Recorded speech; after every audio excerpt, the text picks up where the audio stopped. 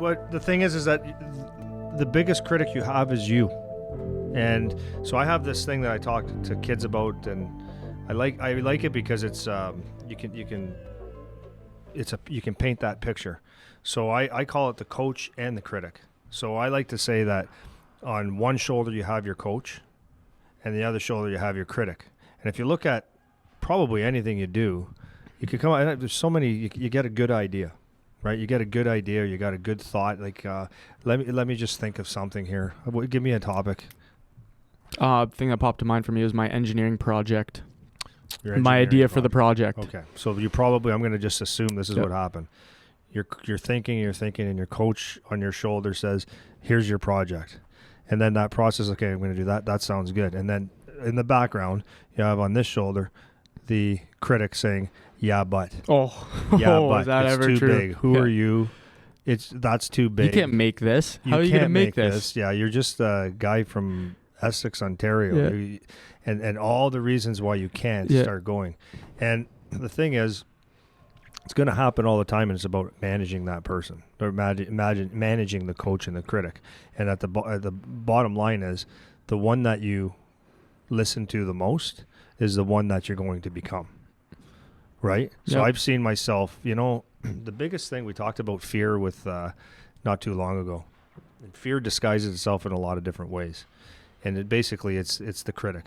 And it's not telling you that you can't do it. Like it's so funny when I was in, even in the business, sometimes when it was early on, you're making a phone call because you want to get maybe a business, a player, whatever. And it's like the phone weighs about 700 pounds because and a guy with a deep voice will sound like a 14-year-old girl when they make the call because they're nervous and they're afraid. It's not. So what happens is that phone's heavy and it starts on your critic side. It starts saying, this is a huge thing.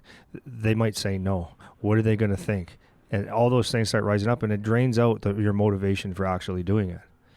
And when you look back, what I always find, like, this is the one thing, is that when you have any type of fear, when that coach or that critic is telling you not to do something, it's just whatever side of the brain that's trying to protect you from any type of harm. Yeah. But we're not going to get hurt by trying something. And I'll be honest, like every time as I've fed my coach more and more and realized that, because it's a huge thing. When I grew up, I didn't have, there's a lot of in my environment that would bring the critic out, like my home environment, where I'm from. Like there's a lot of things. It's your self-image in a lot of ways that would have you doubt yourself, and you lose the battle. And most of the things, like I said this before, is 90% of the things that you worry about of the things you worry about, 90% of it's not going to happen. And if it does, it's not going to be as bad as you thought it was. Yeah. So you going out and trying things or doing things is it's not really a big deal. Listen to your coach. All right. Well, I think the big thing to go when we're like going into this is you need to understand, and we talked about purpose and all these things before, is like, why are you doing what you're doing? Right. Mm-hmm. So you have those motivations that come up that make you want to start doing a certain thing, right? And then once you start doing it, like you said, the critic shows up, right? And then he starts, or she starts peppering in your ear, well, this won't work, that won't work, you can't do this, that's too hard, it'll take too long, you're too far behind, and all of these things start to come up. And like you said, you can start to get sucked in to that voice that's in there, right? And one of the themes that we always have when we're talking about most of our stuff is just having like that element of self-awareness to how you are, and you've talked about like being present and being in the moment and the power of now and all of these things, and that's a tool that can be super useful when you run into these situations where you have those competing emotions of like, you go through the roller coaster where you're super motivated and things are going well, and then you hit a roadblock and then you start to dip, and then it comes back up and you get motivated again. So instead of being on the ride going up and down, like try to remove yourself and watch the ride, so you can see and you can feel those emotions coming up, and then you can see and feel the emotions going down, but you can kind of remain neutral through it. Just be like, oh, like I can feel like I'm fired up to do this right now. Awesome. That's great. Then you hit a roadblock and you're frustrated. You're like, oh, okay, I can feel I'm starting to get some resistance. I'm starting to get some frustration. I'm starting to doubt. Maybe I should walk away for a bit and come back to it and take a break or whatever.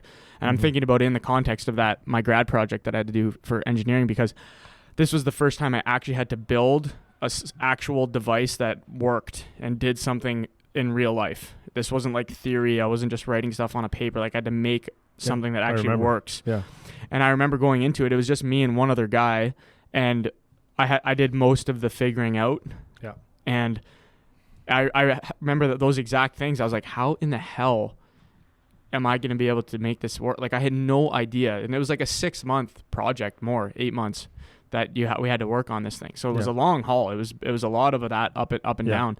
And if I didn't have that ability to step back from it, it's so easy to see how you could just like give up, or like change my project, or like jump to the next thing instead of finishing this thing that I started already.